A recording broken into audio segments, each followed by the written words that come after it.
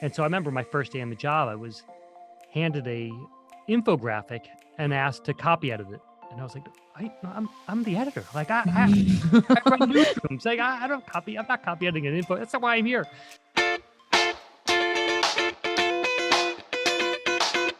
If you have a business, you need a website. What's the best way to get a website up and running? By choosing a company that makes it simple, like Pair Networks. Pair has over 20 years of experiences managing the entire digital ecosystem for thousands of online businesses all around the world. Pair makes it really easy for you with do-it-yourself website building tools and features, including simple drag and drop page design. And they have guaranteed US-based support technicians ready to help you whenever you need it, 24 hours a day, 365 days a year.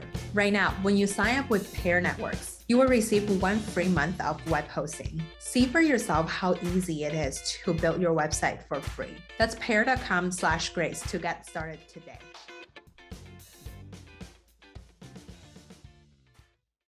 Hi, Dan. Thank you so much for coming on my show today.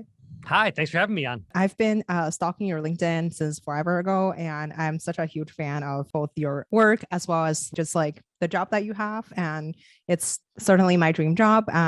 Maybe, one day, so you grew up in Kentucky, I believe, like the biggest town in Kentucky. And then your grandfather and father are both accountants. And then you basically grew up in a really business oriented family and you have passion for journalism. So before we get officially started, I want to learn more about yourself and then how you kind of got to where you are today. Sure. So yeah, you definitely picked up about, first, it's great to be on the show. Thank you for having me. I really appreciate it. And, if you want my job one day, let's just, we got to just figure out a transition plan to make it work. Thank you. Oh my God. I'll keep that part on the show. Okay. So you asked about my background. I think that, I definitely grew up in a very business background. My dad and my grandfather, both accountants. And my mom was always very much focused on social justice and protecting people. And she was the head of a a group that worked to stop domestic violence, and did really creative and impactful, launched creative and impactful programs that helped people who were being abused stop the abuse and stay safe. And so I kind of learned both sides of this, how to listen to people, how to think about business, the importance of being an upstander versus being a bystander. And that was kind of what I grew up and was listening to my parents have these really interesting conversations. And for me, that was the part that I loved, was listening to the conversations. And I was just always trying to learn more. Why do things work the way they do? What do you see? What's behind it? Why are you doing that? Or what's the interesting part about what you're doing? And a lot of times you'll hear people talk about journalists as storytellers, but I think that for me, I was very much a story consumer. I never wanted to tell the story. I just wanted to listen to these stories. That's all I was trying to do, was collect people's stories. So very early on, I knew I wanted to be a business journalist. In high school, I found journalism. I started working in the school newspaper, and that was a change for me in how I viewed academia at all. It was like I was a good student, I wasn't a great student, and I had kind of a mixed. I would say, like, I wasn't always super focused in class, and it wasn't until I landed on the school newspaper that I really found my calling. And so I knew that was what I wanted to pursue, and I knew that through the way I grew up that I wanted to focus on business. I went to Northwestern, the journalism school there in Medill. Focused on business journalism. I think I was maybe the only person who wanted to do business journalism. And in fact, at one point I asked, what? this is a different era. Most people I went to journalism school with, they wanted to cover cops and they wanted to cover politics and they wanted to cover wars. And that's traditionally why you get into journalism. But me, I loved the business part. So I pursued that. I applied to every single business paper in the country when I was a senior, and I got hired by one of them. And that's what started my career. So I went to work in Raleigh. From Raleigh, at the Triangle Business Journal, I got a job at Forbes. Worked at Forbes for a couple years, followed my mentor, Nina Monk, to Fortune, and spent time at Fortune as an editor and as a writer, and then was at Wired, helped start a magazine called Portfolio, and then eventually worked my way out of print into digital when I was told by someone I really respect that, like, if you don't make this move now, the door is going to close. And so it's Mhm. time to make the move. And that kind of set me on this path to LinkedIn. Yeah, totally. I have so many questions about it. First of all, like I was also in high school slash middle school slash elementary school newspaper. Like I've always wanted Elementary to school. Wow, elementary school. that's Yeah. really cool. I want to see that paper. Oh yeah, like it was probably the most embarrassing stuff. Like I burned like 5 years ago. But anyway, so anyway, so like I feel like you are certainly like super successful in the journalism area as well as like I think you have made a pivot at like the right time, which I feel like very few people kind of like have the foresight to see there it's a big opportunity in the tech arena and you kind of like pivot in the right time, which make you extremely successful in both like, you know, the business side and the journalism side. We'll get to that a little bit later. So I want to talk about a little bit about like the relationship building part, right? Like you mentioned about like your mentor, Nina Monk, you mentioned about like, you know, so in other interviews, which I kind of stalked, you have interviewed like Bill Gates, you have interviewed Warren Buffett, Phil Knight, Donald Trump, founder of Skype, like all of these like really significant business people, as well as you have kind of like direct relationship with some of the leaders in the journalism space today, like Randall Lane, who runs like Forbes and Forbes 30. And there's this, you know, Nick Thompson, who was on my show. He is a great writer himself, as well as like a journalism leader, technically. So I feel like you have built these relationship early on. I'm curious, like when it comes to like navigating the career and like who do you consider as your kind of personal board of advisors? It's a great question. I think that I have no particular board of advisors. It has been a lot of people who have had an impact on my career. And even when you talk about the pivot, that wasn't I've had a couple pretty big pivots in my career. I've also avoided other things that would have been pivots. And every one of those was influenced by somebody who I trusted giving me their perspective. And it is just, I think, super important to be building these relationships so you know who to trust and you know who to go to, and you just listen to people and you start developing a kind of a sense of whose recommendations to really listen to. So I can give you like some examples of this. I was during the first .com boom. I had a couple offers to go be the editor in chief of sites that are no longer around. It would have completely derailed my career if I had done it. But man, it looked awesome at the time. I mean, when I had people come in, I was a reporter. I was like mid-level. I wasn't sure about my career progress, and to have someone come and say like, "We want you to be the editor in chief of Money.net." That was one of the places.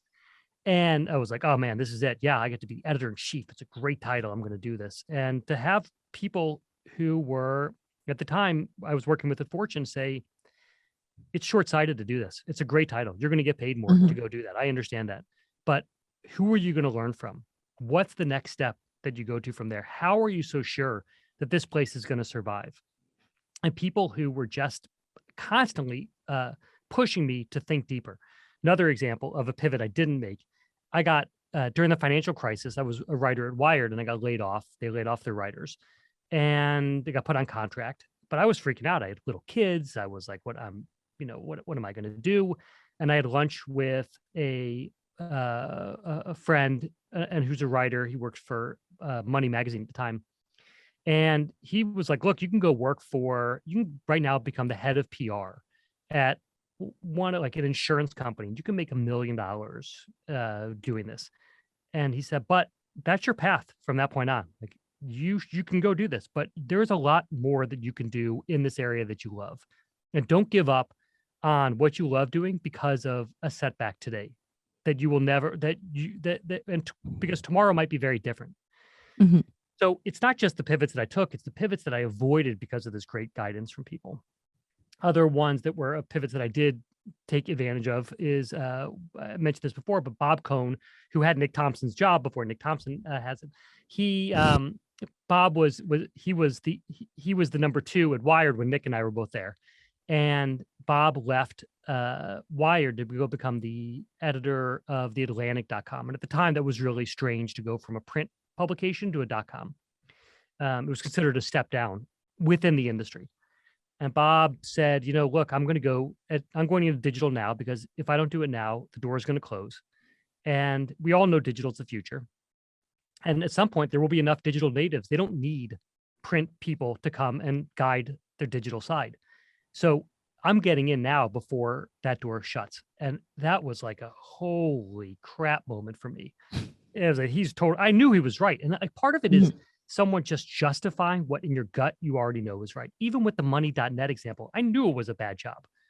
I wanted to believe it was a good one, but having that pushback is really essential. So I just try to like surround myself with really smart people. And then the last one I'd say is like, for the LinkedIn job, I wasn't looking for this job. I was at the time the editor of fortune.com. I come out to LinkedIn to try to see about using some APIs for an app we were building.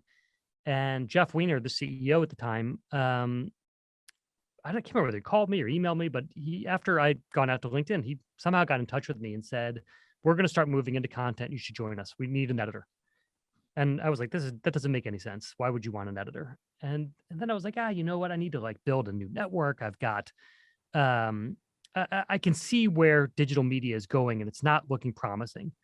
And the pivot I thought was going to help me for the rest of my career is not the pivot that actually is going to help. It'll help me for the time being, but it's not the long-term answer. Mhm. So I thought maybe I go to LinkedIn, maybe I spend 2 years, I learn some things, I build a new network, and then I go back to what I was doing. But even then I was like, maybe I shouldn't do it. I don't know if I'm ready to leave what I'm doing, because I was scared. I was like really scared. I only wanted to be a journalist. I wanted to be in traditional media. I'd had a ladder in mind. And Jeff really worked me through it. He asked really tough questions about why I thought the way I thought. And that's really special to have somebody who is willing to make you confront your beliefs and really press you to think much more deeply about stuff that you assume to be true. So I'll give you the one example that worked for me is at the time I was going to turn down this job. And I said to Jeff, I remember we were talking on the phone. I snuck out of Fortune to go have a phone call with him on the street of Midtown. And Jeff's like, what's going on here? You got to make a decision. You coming or not? And I'm like, Jeff, I just don't think I can. You got to understand, like, being a journalist is like, it's like the priesthood. It's like, once you leave, you can never go back. That's it. Like, either you are in one of these shops or you are not. And once you're not, you're gone. And Jeff said, are you sure that's true? And I was like, yeah, I'm sure. Wait, I'm not sure that's true or not. And it was this belief I'd always had. It had been beaten into me since journalism school. And Jeff was like, I think you're going to come. You're going to learn all kinds of things. And everyone is going to want to learn what you've learned. And he was 100% right. And it was that moment of getting someone to push back on a really deeply held belief that enabled me to make the pivot that has totally changed my life in a great way.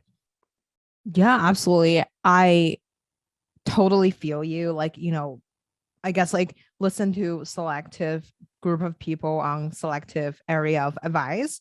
And I'm curious, like, so what makes you, like, in the core of journalism, like, what's something that kind of like draws you? Because I personally feel like, I don't know, like, I feel like almost the opposite of how you feel. Like, I feel like journalism or like technically media is like an entry to every industry now, maybe because of like I grew up in like a different era. But I think like I see content is playing in like literally every category of business now. So I feel like it is an entry to go into any category of work that you want to work at. But like instead of seeing it as like a major career move, I'm curious, like, what draws you to kind of like have the passion for journalism. And even like, business looks a lot more attractive when you mentioned about, $1 million at a insurance company, or like being a boss slash CEO or something, or like editor in chief at another magazine. Like I would take it instantly. Yeah. But I'm curious, like what's about those things that like kind of make you say no? Yeah. Well, first of all, let me just challenge you like on that you would take it in a second, because, and this is something my brother like to just continue. At one point when I was going to take a higher paying job, my brother, who works in finance, and said, the paycheck is not going to get you out of bed in the morning. You got to think about what gets you out of the bed in the morning. You can get paid, and you get paid well, and you can surround yourself with stuff, but you're going to be devoting your life and so many hours of your day to something. Make sure it's something that you love doing. So I think it's a trade-off, and you got to think about, I was lucky enough to be able to make that. Not everyone can make that kind of a trade-off, but I was willing to say I'm willing to live within this kind of lifestyle for something that I love doing. But to answer your question about media, first of all, you're right. It was a different era when I was coming up, and I only wanted to be in certain places. It was newspapers, magazines, and that was it. And my feeling was you can leave and you can go somewhere else. There was demand for people that knew how to communicate. But once you were, quote unquote, tarnished with once you were like a marketer or in PR, then the New York Times would never have you back. And that was kind of this belief that I had as what the profession demanded. I don't think it's true, but that was at least what my peers and I thought was true. And I think it's much less true today. Media companies are much more willing to look around and find talent and groom it. And I think if you look at a lot of that is if you look at the success of like a BuzzFeed as an example, when Ben Smith was the editor-in-chief of BuzzFeed, I thought he did an awesome job of finding talent anywhere. He didn't look just towards the journalism factories and said, I'm going to pull someone out who has, a top grade here, or great clips. I'm going to take bets on people. And he created careers out of doing that. And I think a lot of places watched what he was doing, and not just Ben. There were other startups that were doing the same thing. And they also learned a lesson. We have to think differently about our pipeline. I agree with you, though, about it is nothing. It is great. Journalism is like the most fun thing that you can do in life. I think it is the ability to be able to pick up the phone and call anyone you want and ask any question. And if you're a curious person, it's the best. I mean, I would just spend months asking people questions and following them around and watching what they're doing. And then when I was writing, it was never about them.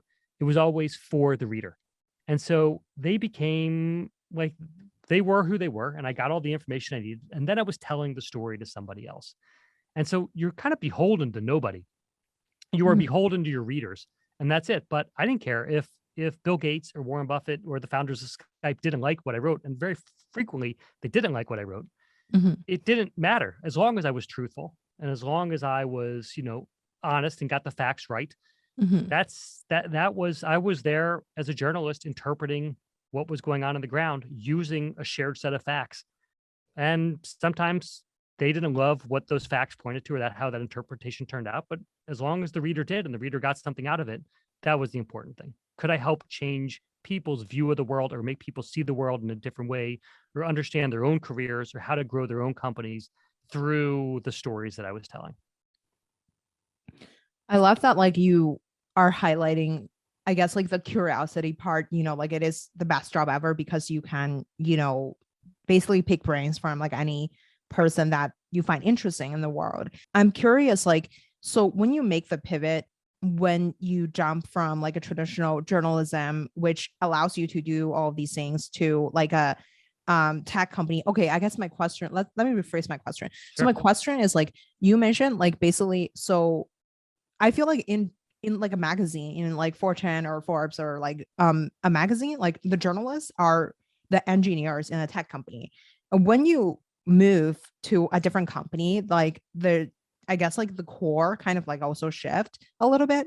Like, I think like when you mentioned about like the money.com or like the insurance PR person company or whatever, like I think the difference is if I start a Smart Venture magazine and I'm the core editor in there, I would be, I guess, like the decision maker in that area. And then if I ship it to, let's say, I join, let's say, LinkedIn as like a editor, I feel like I would be a little bit intimidated by a lot of the other decision or uncertainty that the job may bring.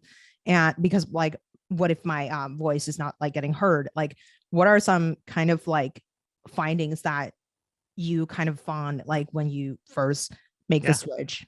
Well, you totally nailed it. It is exactly what I discovered at LinkedIn. And by the way, you're much smarter than I am because I had no idea that would happen. When I came to LinkedIn, I was used to being, when you are in media, you are the product. The editors are, that is, the companies exist in order to showcase the content. That's all they do. And you, and as a journalist, you are the content producer. Therefore, you are the single like most important. Without the journalists, the media companies don't exist. When I came to LinkedIn, I was just used to being the center of the focus of the company. And when I came to LinkedIn, I was definitely not. I was like, the CEO brought me in, and the founder was my boss, and there was like a small group of people, really powerful people who like had a real vested interest in me doing well. But the rest of the company was just either completely confused about why I was there or completely ambivalent about me being there. And so I remember my first day on the job, I was handed a infographic and asked to copy edit it. And I was like, I'm the editor. Like I run newsrooms. Like I'm not copy editing an info. That's not why I'm here. And it was like a real crisis of confidence for me. I mean, it was hard. It was a very, very difficult transition. And really like, and to your point of not feeling, I went from being super confident about my abilities to being really not confident about my abilities. And it was a painful and wild experience. And I look back on it now as being a true learning curve, but man, that is a painful curve to go through. And I try to talk to journalists now who make the jump and say to them, it's going to be harder than you think, or at least my experience was. But when you get to the other side, you are in a great place. And I've been really lucky at LinkedIn to be supported and to be at a company where the people really care about the content and they care about the news and they care about, I mean, I should just explain like what my team does. We have a team of editors. We're the editorial team, and our mission is to build the voice of the professional world through news, ideas, and information. And our goal is to help people build their voice. And I talked about this idea of like wanting to hear stories. That's still exactly what I do. But now I get to do it at scale. We want people to tell their stories everywhere. All this great information that is locked in the heads in people's, living rooms everywhere. It used to be in people's offices, with people's living rooms everywhere. We want that to be shared on LinkedIn because the more shared, the smarter we all get. So my team does that. We have a news team that's focused on what's happening right now. Do we create news, or can we curate great content on the platform? How do we get that to the right person at the right time? And then a creator management team or a community management team that's focused on just cultivating those voices. People like you. How do we make sure that you feel confident and are sharing your truths and are talking about what you're learning? Because every time you talk, you are encouraging someone else to speak as well. And the company was, even when we just started getting into content before this whole team was built, this is where the company wanted to go. So as people started realizing this is what an editor does, and I just start training people, what does an editor do? I mean, it was really like stripped down to the very basics. Like the role of the editor is to be the voice of the reader. In this case, it's the voice of the member. We have to speak for the creator. We have to speak for the member. We have to think about how to get them to understand how the world works or to share what they know. And that's all. You strip it back. That's all we're all trying to do. And so over time, we started building more products to get in the space, and the team started showing more impact, and we started curating more information, and members loved it and they came back for it. And then people started to get it more and more. And now editorial is part of LinkedIn's DNA. And I think a very special part of LinkedIn's DNA. It's something that really sets us apart from elsewhere is we have a point of view. We say this kind of content and these kind of creators and this sort of professional conversation is essential to helping us reach our mission and vision.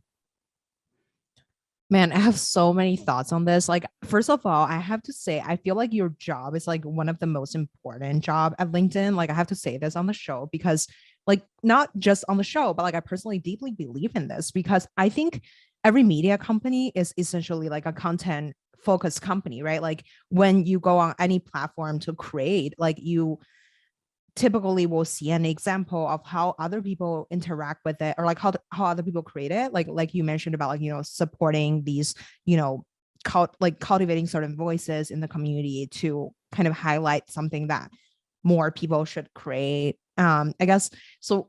I feel like it's a really important job, and then like that's why certain people will come or find home in a certain community that they wanted to be in. And like since it's like a more of like a career development podcast, like I'm actually curious on your personal evaluation on your own strength, right? Like I think you seem really like down to earth and humble and talented in a way, like as a journalist and as a journalist as a person in general. Like I think like for I'm out of curiosity, like which kind of people would succeed in like a tech company as a having the journalism or like content background, Yeah. because like this is like so many right now, like when I launched my podcast there were so many companies that just like they're like, hey, why don't you come and like run our startup PR arm or whatever. Like I'm like I don't want to make myself sound more, but like I actually feel like um no matter if you're selling like a crypto coin or whatever, like everything have a meaning behind, like every company have a meaning behind it. And then like what makes a great brand is the voice that you're kind of creating. So I kind of feel like content is like everything in a way nowadays. Like every company is a media company. You have to see them on TikTok, you have to see them on LinkedIn, you have to see them on Facebook or whatever. Like so people will actually buy it instead of like, I've never heard of you guys, but like I know that this juice works and I'll buy it. But I don't know. Like I'm curious, like what kind of people or what quality would help you succeed when Yeah. you are adapting yourself into a form. So I have two. I think you asked two questions. So I'm going to try to tackle both of them. One is like, what's the role of brands in communicating today, and then two is how do you what does it take to be able to succeed as kind of a journalist in a tech company? I can only tell you my perspective from being at LinkedIn. The the thing that is probably the biggest part of this kind of journey for me has been it has been a very humbling experience being around people who are so smart and so good at what they do. And as in a newsroom, at least the newsrooms I was in, it was very common to just kind of fight with everybody. Like you were always fighting. It was always like pushing back, telling people, no, that's crazy. Like it was a constant argument, which is a lot of fun. I love being in it. I love being in that kind of a setup. But it was like you're constantly talking, you're posing, you're positioning, you're trying to get space in the magazine or in the paper or whatever. And you're trying to show like why you or your team is better than someone else's team. And I got to LinkedIn and I realized I realized after a while that is not how you actually succeed. You succeed by building coalitions, and you succeed by listening, and you succeed by a phrase that we use here all the time that I tell every new editor that is the key to success at LinkedIn, which is assume best intentions. And that was one of the biggest changes that I had to make, was to go into every interaction assuming best intentions. And I still mess this up, by the way. But when you are left off of a meeting or someone decides that something is getting prioritized and it is not something that you think should get prioritized, if you are assuming best intentions, you believe that everyone is trying to do the right thing for the company. And now it helps to be at a company that is a mission-driven company. If people, and LinkedIn is a very mission-driven company. I'd never been in a mission-driven company before. When you're not in a mission-driven company, there is no mission. It's kind of everyone gets to have their own mission. And so the fights are kind of legion. But when you're at a place that is mission driven, like LinkedIn, where we want to create economic opportunity for every member of the global workforce, you start with that framework. Like that's what we're all trying to do here. We come every day because we're trying to do that. So then when you don't get invited to meetings or you're left off of things or someone makes a decision and you get like, I mean, I still get this way. I'm like, oh, I'm so mad about this. And And then you have to kind of like, I have to calm myself down, like assume best intentions. And then instead of going out like keyboard blazing and you start sending the angry notes and you ask a question. Hey, why did you decide to do this? I'd love to understand why you made this decision. Or can you help me get up to speed on why we did X? And when you approach things from a learning point of view and from a belief that people are doing the best that they have with the knowledge and the resources that they have in front of them, and you still might not disagree. You still might disagree with them, but at least you're coming from a point of like a shared belief in how the world should work. And you can usually Mm. find a resolution. And sometimes you win and sometimes you lose. But as long as it's for the good of members, that's fine. So that was a real learning process for me. And the second is that LinkedIn is a place, and maybe this is true of all tech companies, where every voice is heard. So I had a very hard time in the early days when we Mhm. would cover some news and I would get emails coming in from random people at the company that I'd never met before Mhm. saying, why are you doing this? Like, why are you covering this? Or why did you write this instead of that? And the journalist, the traditional journalist in me was like, who are you to question me? I'm the writer here. I'm the editor, Mhm. and then going back to the assume best intentions, it is like people are really trying to learn and they are trying to understand why you're doing what you're doing. And if you respond, I had to really learn. I had to be told first, and then I had to learn that you have to respond to everybody. And now it is part of who I am. I mean, when I write every week, I just think called the Creator Weekly newsletter. I try to respond to every single comment in there. If I don't at least give everyone a like, I am, if I'm not leaving a comment, I'm at least giving a like, at least for the first few days. After a while, I kind of lose track. But if people take the time to share something, share some perspective, I want to make sure that I'm acknowledging it and giving back because it's important to do so. And so I think that you have to leave the newsroom behind you when you join these places. And then the last thing is you've got to be used to change. I thought I was used to change. I was not used to the speed of change at a tech company. At a tech company, there are no sacred things that you do. Everything is questioned. And you can get very defensive if you don't know better. And you're like, oh, you're trying to kill my project, my product. This is like mine. And I've worked hard to build this. And who are you to like tell me this is bad? But the data comes in and the data sometimes isn't great, or someone has a better idea, and you got to be open to those ideas. And again, this was something I learned through by reacting poorly at first, and then over time learning how to react better. And what helped me react better was seeing that the outcome was usually better than where we were. Change is scary, and change for anyone is scary. But when over time you start seeing the change leads to better outcomes, you can start getting used to it and you start getting excited about change, or you start inventing the change yourself. You don't wait for someone to bring you change. You're always thinking about how to reinvent yourself. So those are my three big tips. I'm taking notes. So number one is like always assume best intention. Number two is like everyone is heard. And then number three is like open to change, like That's you're right. constantly changing. Okay, Yep. perfect.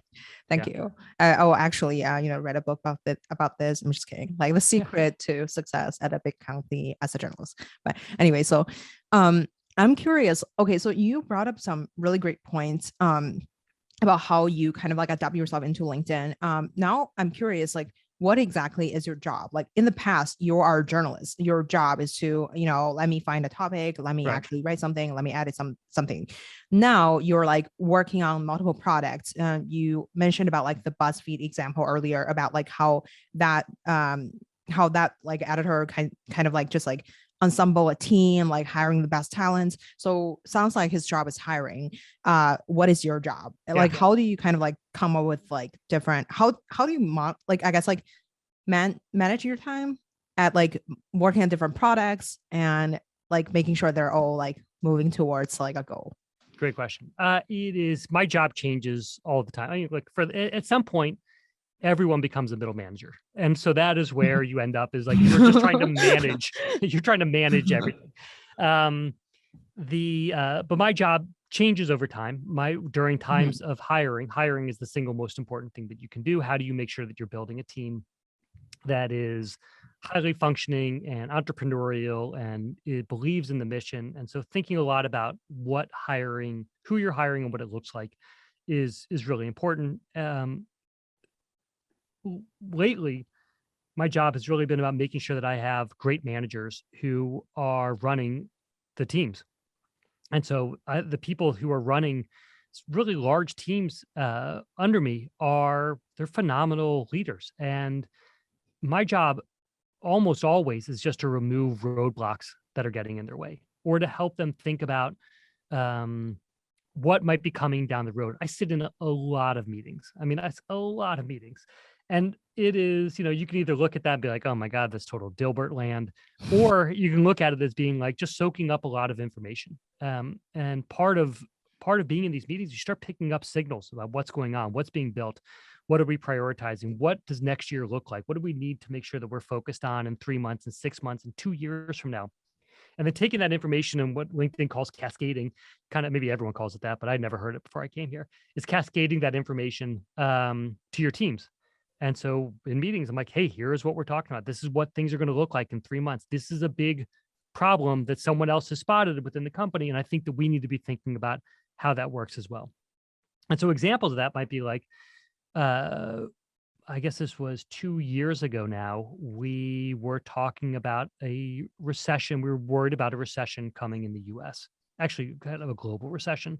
This was, 3 years ago. And this came up with meetings with the with our chief economist and a couple other ones, people who were like really thinking about where the business was going. And I started talking to the team about this. I'm like, if this is coming, are we prepared as a news org to be able to handle this? And someone said, we need to start really thinking much more deeply about what kind of content do we have for people who are looking for jobs. People are going to start losing their jobs in large numbers. We saw this in the financial crisis. How do we make sure that we are there for members for when that starts happening? And out of that came Andrew Seaman, who is sitting right outside the room I'm in right now, who runs our Get Hired newsletter. He put his hand up and said, I'm going to do this. This is what I'm going to run this. And being able to like share that kind of information, have someone on your team. So again, just like you try to hire the best. Andrew said, I'm going to go do this. And he's built this incredible community up of job seekers and of people and of recruiters and hiring managers who know hiring better than anyone. And Andrew runs this really special community that helps people understand it. That came from taking information from someplace, sharing it more widely, getting it in front of your great people and having them come up with what the ideas are for how to grow from there. So that's a lot of what I do. And I have a lot of one-on-one meetings with my team, with the people who report to me, make sure that everything's on track. What do they need? What's working? What's not working? How do we think through things? Is there connective tissue? Is one team doing something that would actually benefit another team? How do we make sure that we make sure 1 + 1 = 3? And so that's kind of it. I mean, it sounds sort of vague as I say this out loud, but it is, there is something, it's a lot about making sure that people are working together or see what's coming down the road or seeing around corners. And you try to, as long as you've hired the best, they take that information and they turn it into things you never could have imagined. It sounds like a lot of the strategies are coming from like basically bottom up. It sounds like. Definitely. So when you are, but curious, like, since you are like also the VP of LinkedIn, like, do you have to manage like the finance side of things? Like, for example, let's say this year you have like a certain amount of budget. This is like what we're spending on like product A, B, and C, or like, so like, how do you kind of like manage that with, the bottom up approach when like everybody else are telling you, hey, like, this product will succeed because like people are actually trying to get a job through our newsletter. So blah, blah, blah. So like curious, how do you kind of like mix them up, like to come up with a strategy for yourself and for your team? It's not too different than what I was describing. So first of all, I am a VP. I'm not the VP. There's a lot of VPs. And there is a, yes, I've got a budget and I've got to work within a particular budget, but the most important thing that the team, the most important thing that we can think about, not the most important, a important thing that we have to always be thinking about is what is the impact that any one thing that we're going to do is going to have. And when you work, especially with creative people, we are a team of people who have the idea. Getting ideas is not a hard thing with this team. Everyone has ideas. Everyone has a million ideas. It's an idea factory. So what do you need to be able to know what are the right ideas? And that's where I try to think a lot about what are the principles? How do we decide what to say yes on and what to say no on? And as I tell the team all the time, the single most important thing that you have is your time. Mhm. And any time you choose to spend on one thing is something that you don't have time to spend on something else. So let's make sure that you're actually having the biggest impact possible. What does Mhm. that impact look like? Let's look at, here are the segments that we know we want to win with this year. Like as a team, we want to make sure this quarter that we're winning with these particular areas. So if you have an idea that helps benefit one of these type of professionals, that's a plus. Two is you got to learn how to read the data. And I think that especially when you're hiring journalists or creatives, data is not often our first language or even our second language. And learning how to understand the data, how to size opportunities is Mhm. something that we're all learning from. When I used to be in the office every day, I made sure that I was sitting right next to my data science partner because Mhm. I needed him to like validate everything that I was hearing or to teach me what he was seeing. And I got Mhm. a lot out of that. And I'm trying to make sure the team is learning about the data as well, that they know how to say, okay, if we launch the evening wrap up, which is our nightly news product, and we Mhm. launch this in the US, here is how many people are probably going to view this every single day. And here's the number of comments they're going to leave. And those comments will turn into X number of, we'll get other people talking. And so we're reaching our mission with this product. So it is worth my time to be doing the evening wrap up versus the million other things that I could be doing. Mhm. Try to make sure the team like understands that there are costs to everything you do, but the costs aren't in dollars. The costs are in time and in impact. And if Mhm. as long as you're thinking about those two things, the dollars will come. What do you identify as your KPI? Like, is that how much eyeball you're generating, or like what is like the quality of the content, and how do you measure the quality of content? Yeah. Content quality is very hard to measure. We think a lot about, you try to hire for LinkedIn in general, there are ways we think about quality content. There are algorithmic, there are data-driven ways, and there are kind of Mhm. human ways to do it. One of the reasons that you hire editors, this is what our old CEO used to say, is that you hire editors for their golden gut. The people that are on the team are people who live in the feed. They are reading stuff all the time. They're seeing things. They're seeing what gets reaction, and you kind of start developing this idea of what's quality and what's not. And that's got to change over time. You have to be open to change to confronting your points of view. You have to think about diversity in voice, diversity in perspective, diversity in personality. But so it's no, we don't get to like the editors aren't picking what's quality and what's not, but through what we're curating or through what we're talking, who we're interviewing or highlighting, or the creators that we're bringing on the platform, you're trying to like shape the conversation in some way. That happens. Mhm. Um, it is easier to do at a professional social network. We know, again, you go back to the mission. Like when people are creating here, you want them creating for opportunity, not creating for creating's sake. So you might have some like quality might be, you might have someone who puts out an awesome video, a hilarious video that would kill on TikTok, but it's wrong for LinkedIn. Like that is not creating for quality or creating for economic opportunity. That's creating for creating. And when you have this mission driven approach, you can say things like that. Like, yeah, this probably would have gotten a million views, but are a million quality views? Do they lead to people understanding the world better? Do they help people connect with someone important to them? And if that's not happening, we might not be the right home for that kind of content. For my team, we have a couple different true north metrics that we look at, but it all kind of boils down into conversation started. Did we get people Mhm. talking? And again, it goes back to the mission of the team to build the voice of the professional world through news, ideas, and community. The most important part is build the voice. We need to get people talking. Just coming to consume is not enough. You have to leave your perspective. You have to, and you maybe not publicly, you can do it in a private comment. You can do it off of LinkedIn, but you have to find some way to be able to, we have to get professionals sharing how they think and what they know or what they want to know. And that's success for us. And so even for the for the community management team who works with creators, that's what we're looking for. Do we have creators can we bring on creators who embody or believe Mhm. in this platform of generosity idea that by creating on LinkedIn, you are giving back and you're helping other people succeed. And those are the creators that we want to work with because they're building the voice of the professional world. So again, it just goes back to getting people talking. Yeah, absolutely. I love that. I feel like it actually opened my eyes because I actually don't know what, like, you know, I feel like I didn't really know, like, when you mentioned about, like, getting people talking, have the conversation started, as well as, like, focusing on bringing people opportunity, as well as, like, um essentially just like helping other people understanding a sector or like themselves even more. I feel like those are some sort of goals for LinkedIn than, like, just bluntly generating views, which I feel like most platforms that are shooting for these days.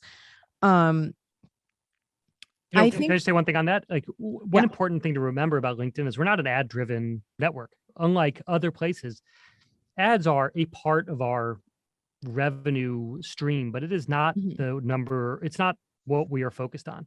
Mm, We make money through recruiters buying seats through job ads, through the ads, through like all kinds of different products. mhm. And so when you have a really diversified business, you could just focus on the only thing that matters. The most important thing for all of our business lines is people sharing who they are and what they know. If you are, the more you're on here talking about the B2B topics, if you're an accountant and you're on here talking about accounting topics, for a recruiter, that's super beneficial. They know, like, oh, I'm going to hire this accountant because they're really smarter. I love the way they talk. I want them in my business.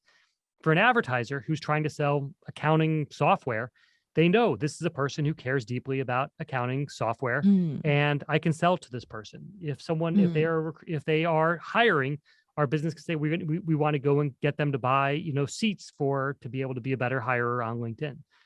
But it all comes through you sharing who you are and what you know, what you talk about. It doesn't come from just flipping through the feed. We have to get people talking. Yeah, absolutely. I think there are two kind of question on that. So one part is, like, the influencer approach versus the community approach, right? Like on LinkedIn, it used to be one of my fear is like, what if my boss sees me, like, post about this at, like, I don't know, like 10 a.m. when I'm like supposed to Right. be at work. Right. And like I post something and then, like, this is embarrassing for like our whole company. And then, like, let's say I post like a quote from a successful person, and then, I mean, it's not really embarrassing when you post a quote from a successful person, but it's more like, okay, so your coworkers are like, what are you doing? Yeah. But anyway, so it's like a lot of, like, kind of like eyes are on you when you are on your professional network. And so, like, I think that kind of like less motivating when you think about, like, posting, what should I post? And will people think I'm ridiculous if I do a poll on what shoes do I wear to work? I mean, of course, that's not like the best example for people who post on LinkedIn, but like, I'm just saying, like, I think there's a lot of pressure on posting Yeah. in a professional place. And the second part is like, uh, you know, a lot of people who are active are on LinkedIn. I feel like it kind of takes self-confidence, right? Like, so there's a lot of smart people out there. A lot of the content that are posted by super smart people only got like 2 likes, but on a lot of, like, just like a random content that are resonate with most people, it got like a lot more likes. Right. How do you kind of control the quality, as well as kind of like, also encouraging the community portion of it, as more people likes it, maybe Totally. means like it makes sense for more people. It's a great question. It's something that we debate every day internally. Um, and you know, to your first point about thinking about what to post here, it's not bad that people are careful about what they say on LinkedIn. It is, we don't, you shouldn't be so concerned that you never post. But I think we have probably all learned in the last few years that maybe taking time and thinking through what you're saying and realizing that it is part of who you are is not a bad thing. I think that our lack of anonymity is what has made LinkedIn the number one most trusted platform in the world. People, if you look at the e-marketer survey that goes out every year, we like internally go crazy every year. We get named as the top most trusted technology company. Mhm. That is an important place for us to stay. Congrats. No, thank you. And it's important because you have to be able to trust what you're seeing here, and it makes you. But you're right, like it could definitely slow down posting because of it. Now, what I will say is that if you look at trends, all the trends point towards professionals being more vocal. And there's a Mhm. couple of things that are behind that. One is the great reshuffle that is going on right now as people rethink how they work or why they work or where they want to work, what industries they want to be in or who they are. you are taking your own career increasingly into your own hands. And when you do that, it means that you have to think about how you are perceived to the world. And you have to be in front of the world, because you might be a travel agent one day and a Mhm. insurance adjuster the next. I don't know if those are like fair. I don't know if that happens, but I'm just making that up. But you're only going to get hired if you are, or if you want to maybe start your own company. Like, that happens through you building your voice. And if you look at Edelman, Edelman, the big PR firm, does this great survey every year called the Trust Barometer, where they Mhm. look at how people view trust. And every year, it is more people are more and more say that they are putting their dollars and their working life behind companies or people that share the same values that they have, and that they want to hear from CEOs or subject matter experts on every topic, not just safe topics, but every topic. That level of trust is, first of all, companies are realizing that. The smart companies are realizing that, and they realize they have to let their employees talk. It is good for them when their employees start talking, Mhm. because people trust people. This goes back to an earlier question I wanted to get back to, which was this brand voice. Like, I think brand voice is nice. To me, what's way more important is employee voice. Your employee voice is your brand voice. And the more you can get your employees to talk and share who they are, and some companies are scared, oh, my person's going to get poached. I don't want to do this. But the smart companies realize that if they invest in the voice of their own employees, Mhm. those employees want to stay around, or they say great things about their companies, and it gets easier to hire other people. Like, the only good things happen when you start building up the voice of your employees. So I think that's one Mhm. trend we've seen that's pushing people to talk more and to start moving beyond. I can only post a quote about someone famous. Um, and so that's one thing. Two is that Gen Z is a much more open generation. I hate to generalize about generations, but this is a generation that has grown up in social media and of talking and of sharing, and there is much less fear about putting your voice out there, and we see this every day. So the trends all point towards professionals building their voice more and more. Mhm. And then the last thing I'll say on this topic is that really smart creators are figuring out how to monetize based off of this. So I just wrote about this in the Creator Weekly yesterday. Mhm. But there's all these examples of people like you who are talking and sharing and building communities. And those communities want to buy from them, or want to hire them, or want to partner with them, or give them book deals. And it all Mhm. comes through your voice. So once you realize that your voice leads to economic value, you are much more likely to start investing and talking and sharing, and not letting that editor in the back of your head who's telling you don't do anything. You are willing to push that editor aside and say, Mhm. I am actually going to speak. I'm going to own my own truth. I'm going to go out here and say what I think is important to say. For sure. Okay, so we're gonna talk about one big question, and then like I have a 1 minute fire round for you. Okay. Okay, so I guess like how do you brand yourself on LinkedIn? A lot of people are active on LinkedIn because they have the right brands, like they worked at a company like LinkedIn, Google, Facebook, or something. And then there's a lot of other people that are working at the I guess like the startup-y companies, like Yep. they may not be recognized by the brands. How do they stand out when people browse their LinkedIn? Because within 30 seconds, like if most people don't recognize your school or your company, they may be turned off, or like they think that you're not qualified. Curious, like what are some ways that people could kind of leverage LinkedIn as a platform to kind of like build up a brand for themselves? Yeah. So I disagree with your point of view on this one in Mhm. particular, because I don't think that it assumes that people are going to people's profiles and then leaving. And I think the difference in the content era and the voice era is that people look to see how you talk versus where you went to school.